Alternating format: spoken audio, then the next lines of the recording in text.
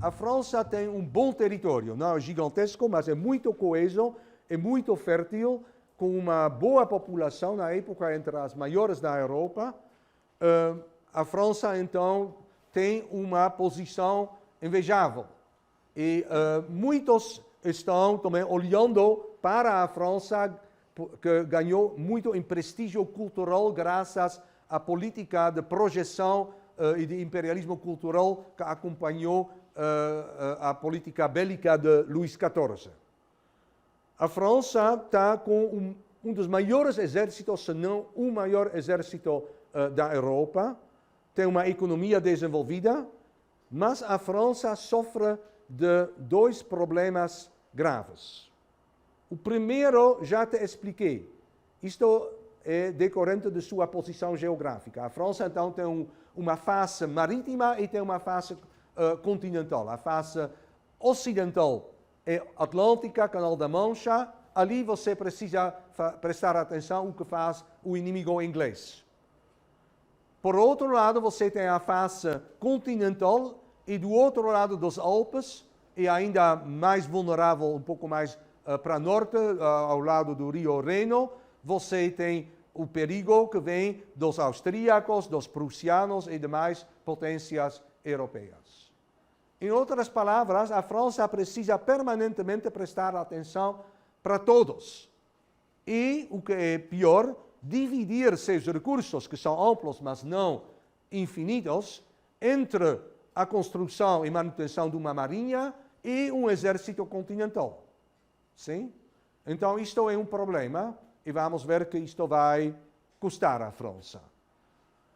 Em segundo lugar, isto talvez ainda pior, a constelação de classes, o sistema político-social na França inibe sua modernização, inibe a mobilização dos recursos da nação. Pois a França está desenvolvida como um país, e nós chamamos de ancien regime, o velho regime da monarquia absolutista francesa. Está num regime de 3 estamentos, onde o poder está concentrado nas mãos do rei, que usa este poder e faz a administração em colaboração com os 2 primeiros estamentos, o clero e a nobreza, a aristocracia. Entre eles, são só alguns % da população francesa. Mas eles concentram todo o poder político e militar e administrativo, e o terceiro estamento, que engloba então muito mais do que 90% da população e que vão dos remanescentes servos mais pobres até os comerciantes mais ricos que têm impérios coloniais privados. Este terceiro estamento está excluído do poder e não pode quase influenciar. Ok, isto já é uma situação tão desequilibrada que nunca vai poder se manter para sempre. Mas para piorar as coisas, o reino francês se baseia também na isenção do primeiro e segundo estamento, aqueles que têm todas as terras e muita riqueza, eles são isentos de pagar impostos. Todos os impostos precisam ser pagos pelo terceiro estamento. Então, isto agrava ainda mais este sistema de desequilíbrio interno da França. E então você, mesmo 100 anos antes da Revolução Francesa, já pode adivinhar que uma vez isto vai explodir se os reis da França não vão modernizar este sistema. Pelo contrário, então, a Grã-Bretanha é uma potência com recursos, no começo, menores, mas uma política mais inteligente, uma posição geopolítica mais favorável e também um sistema de classes e de governo menos desequilibrado. Também a Inglaterra é uma oligarquia, por exemplo, o parlamento é doravante hegemônico na Inglaterra desde a Revolução Gloriosa de 1688, mas o parlamento não é nada de democrático, é algo como entre 1 e 3% da população que pode votar para o parlamento. Sim, então, uma oligarquia. Mesmo assim, a situação na Inglaterra é bem mais favorável, mas a Inglaterra, então, em primeiro lugar, precisa manter esta política que foi desenvolvida já no século XVI por Henrique VIII, depois por a Rainha Elizabeth, manter o equilíbrio no continente. O que isto quer dizer? Evitar que no continente europeu emerja alguma potência hegemônica que, no segundo momento, poderia ameaçar a própria Inglaterra, ou Grã-Bretanha. Então, como você faz isto? Dando ajuda financeira, militar, etc., àquele que está irritando e opondo a potência que se coloca como candidato à hegemonia. Então, praticamente falando, no século XVI e começo do século XVII, estes foram os Habsburgos. Então, a Inglaterra subvencionou e ajudou os protestantes na Europa, também a Holanda e outros. E no século XVIII é a França que quer obter a hegemonia, final do século XVI e século XVIII, é a França. Então, a Inglaterra vai sistematicamente ajudar os inimigos da França. Ok, o próprio parlamento, que você pode ver numa imagem desta época, é onde está palavrando um dos grandes políticos do século XVIII, que se chama William Pitt. Neste parlamento também não tem unidade, está dividido em dois já partidos políticos, Tories e Whigs, ou seja, os conservadores e liberais de hoje. Sim? Eles representam, respectivamente, os interesses comerciais e marítimos e os interesses terrestres da aristocracia. Um é muito mais liberal, outro é muito mais conservador também em sua cultura. E a Inglaterra, então, vai, durante esta época, se expandir através de conquistas coloniais. Estas conquistas vão, em particular, para duas regiões. Em primeiro lugar, a América do Norte, mas ali a Inglaterra precisa enfrentar dois outros inimigos, que são a Espanha e, mais importante e mais dinâmica ainda, a França. E, por outro lado, as Índias Orientais, o que hoje é Índia, Paquistão, Bangladesh, a Ásia do Sudeste, etc. E ali os ingleses precisam enfrentar também inimigos, em particular também dois, os holandeses, mas, mais importante novamente, os franceses, que também gostam de estabelecer um império colonial ali. Então, a Inglaterra, que a partir do começo do século XVIII, pela unificação com a Escócia, se chama Grã-Bretanha. A Grã-Bretanha, então, vai opor a França através de subsídios a inimigos da França e também por se colocar estrategicamente em posições coloniais contra a França. E muitas vezes, quando se fazem guerras no século XVIII, depois se faz uma paz e o perdedor precisa pagar em colônias. Então, a Inglaterra também herda várias colônias que antes já foram conquistadas pelos franceses e outros. Ok, Europa Oriental, então, temos em primeiro lugar a Áustria. A Áustria, então, é um quadro um pouco difícil para entender, pois falta ali a coesão. A Áustria são os territórios dos Habsburgos austríacos.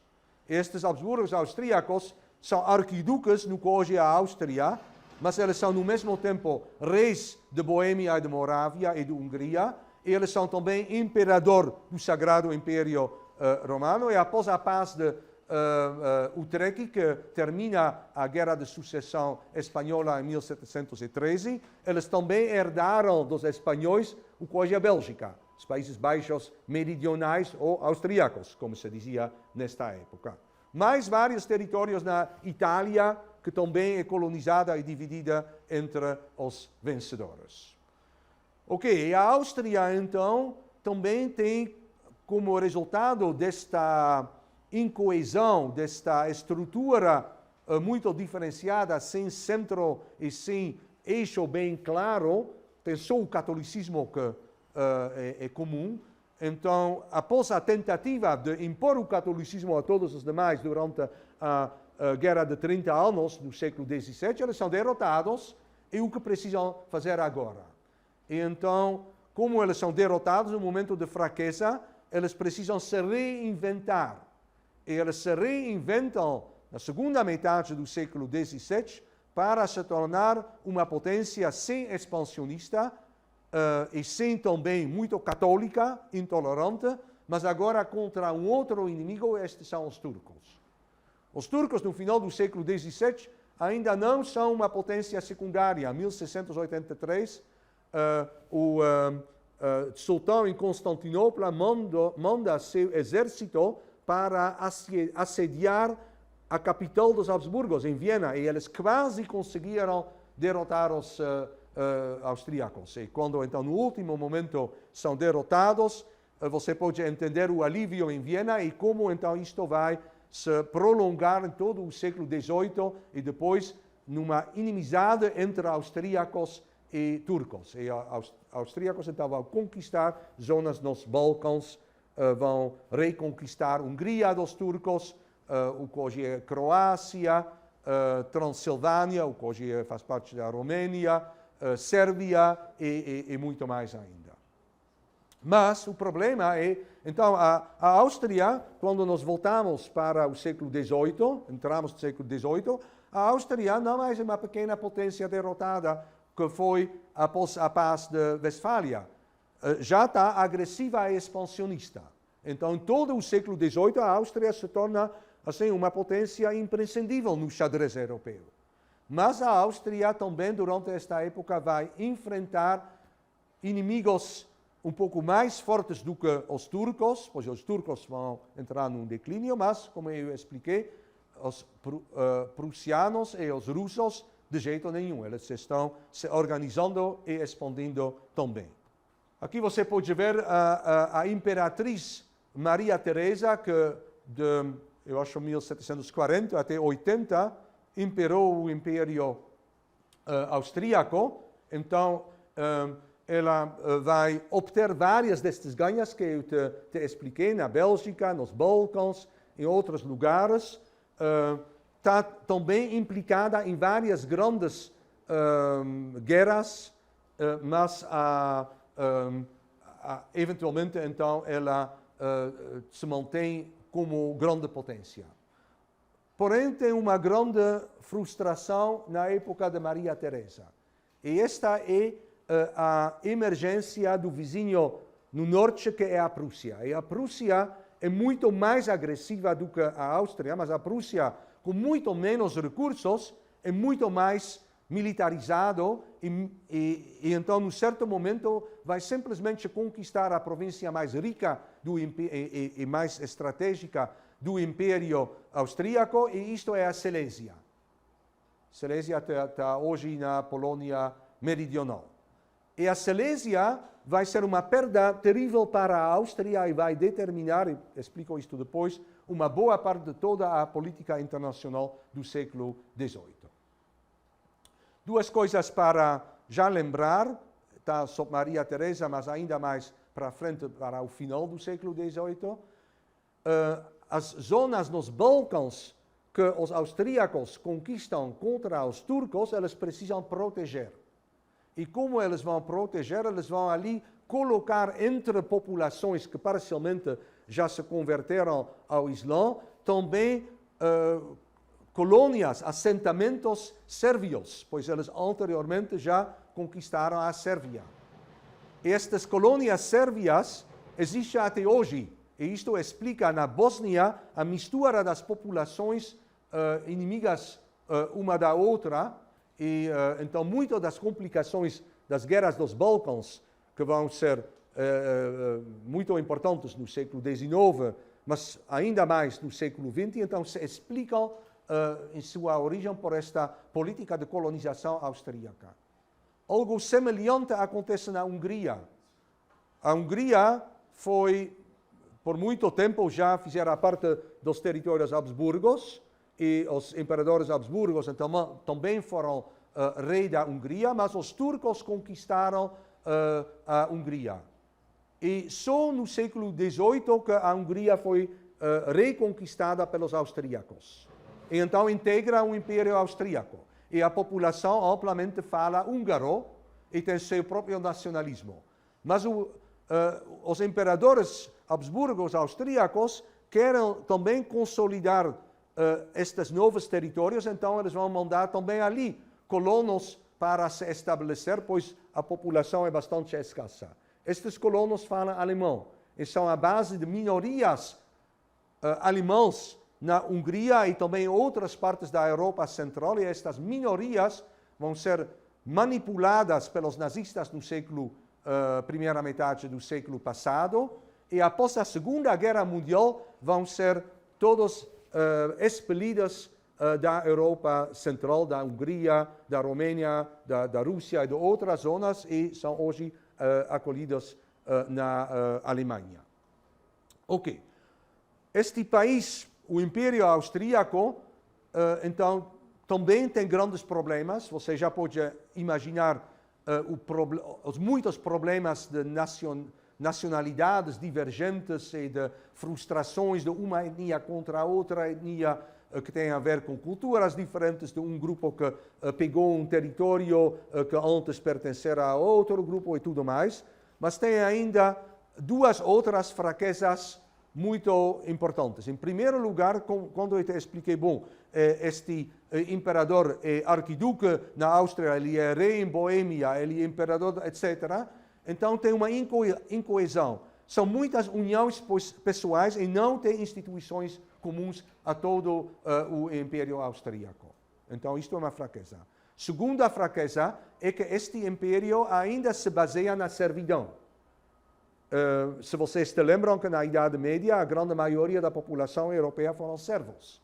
Mas na Europa central e ocidental, final da Idade Média, os servos foram emancipados para serem inquilinos. Eles conseguiram comutar suas obrigações de trabalho em obrigações de pagamento de aluguel de terras. Então se tornaram inquilinos.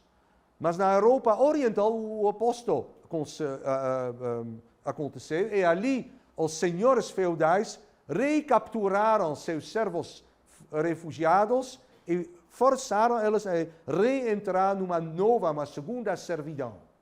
Isto foi particularmente brutal na Alemanha Oriental, na Polônia, na Rússia, mas também acontece nos territórios austríacos. E ali o que eles precisam prestar é robot. Robot é uma palavra eslava que quer dizer trabalho, aquele que faz o trabalho. E rabota em russo. Robot se usa a palavra no Império Austríaco. E a imperatriz mantém alivia um pouco, então ela é um pouco reformista, mas muito, muito cautelosa, então não quer prejudicar demais seus nobres, que são a base de seu poder em última instância. Então alivia robot, mas não muito. E a palavra robot, vocês conhecem, pois é a palavra robô.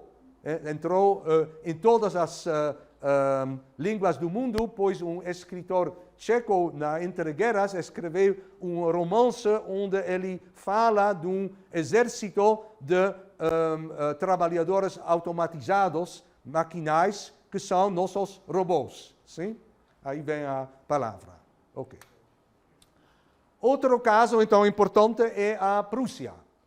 A Prússia é um caso também muito específico, cada um destes casos tem suas especificidades.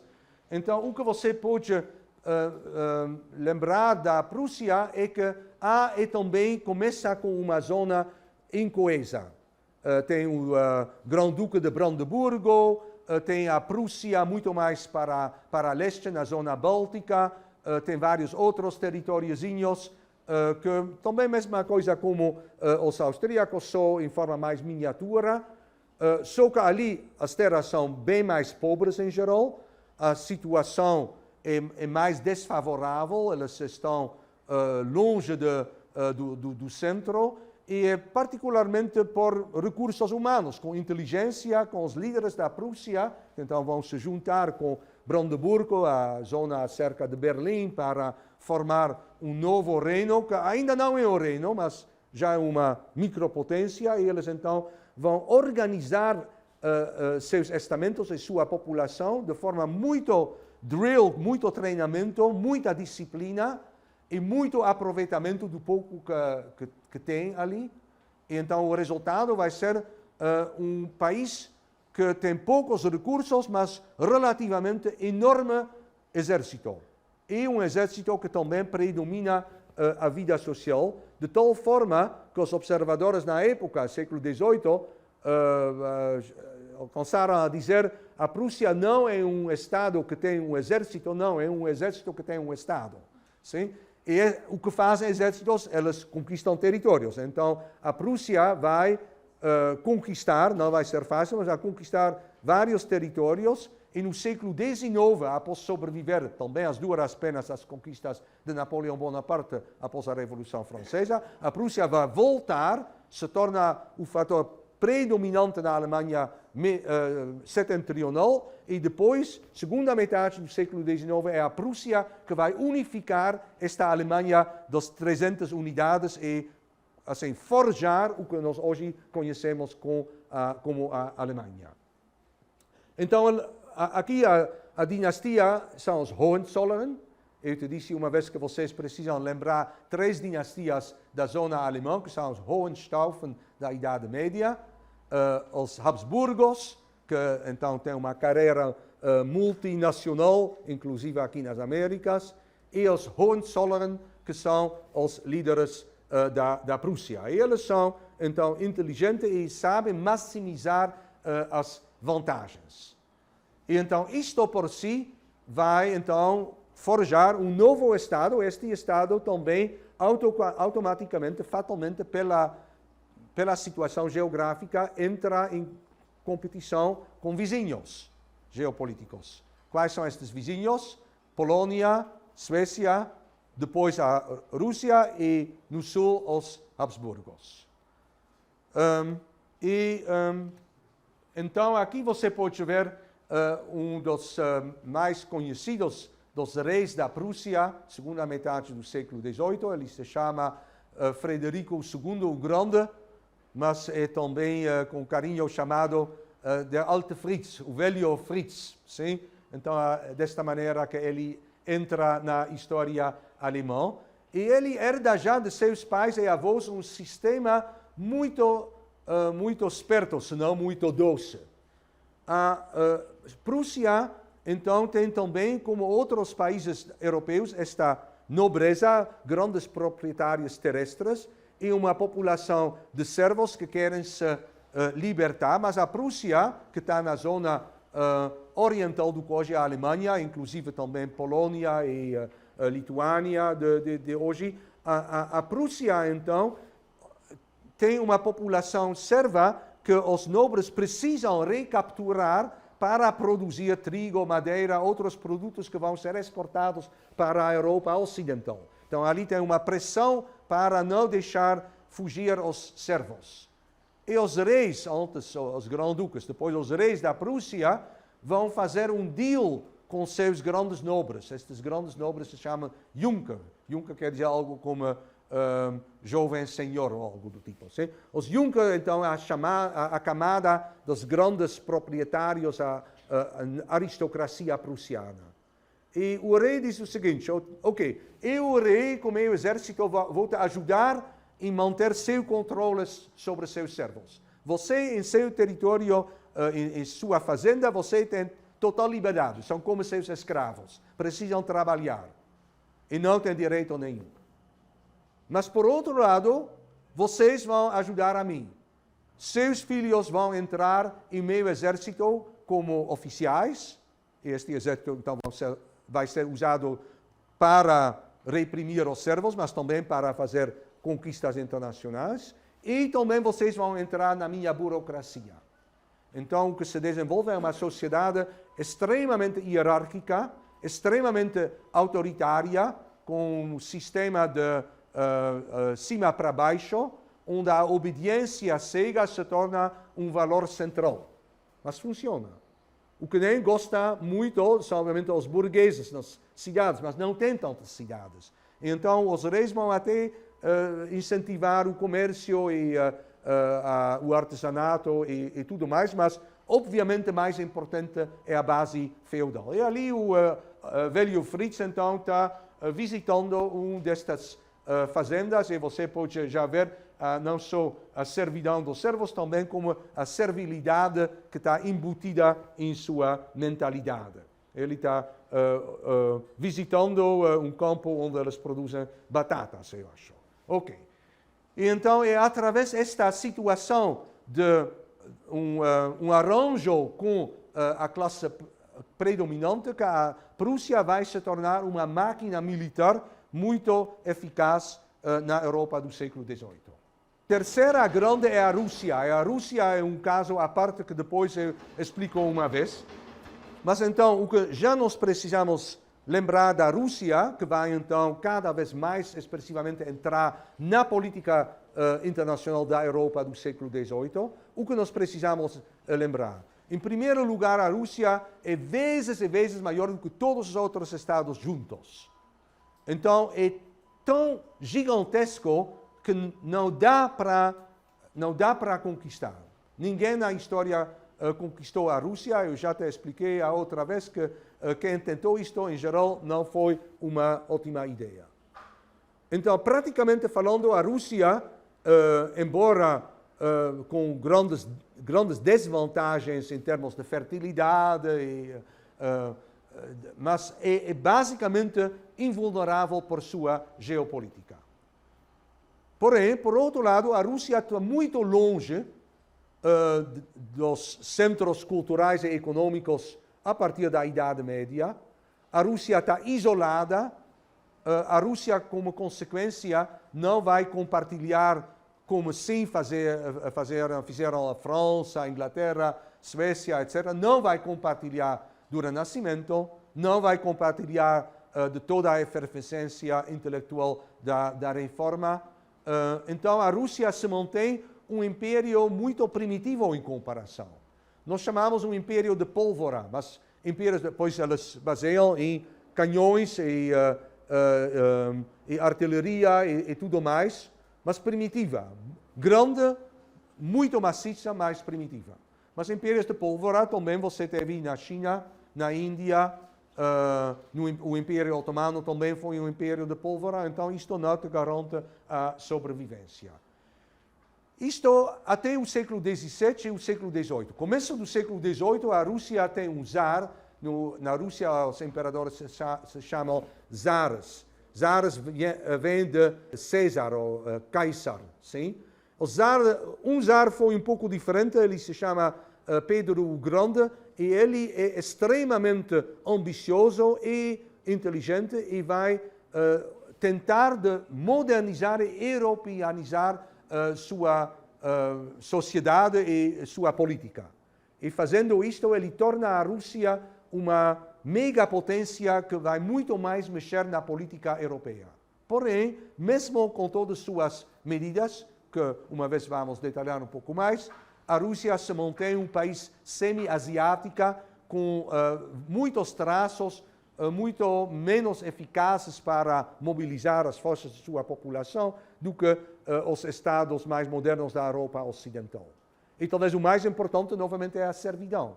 Na Rússia, 90% da população são servos numa situação extremamente miserável, ainda piora no século XVIII, e estes servos, então, você precisa manter sob controle. Isto sempre absorve uma boa parte das forças de um reino. Sim? Então, de certa maneira, mais você tem desequilíbrio interno, mais você tem opressão da maioria pela minoria, mais você precisa de policiamento, e mais policiais você precisa, menos você pode ter soldados para fazer conquistas externas.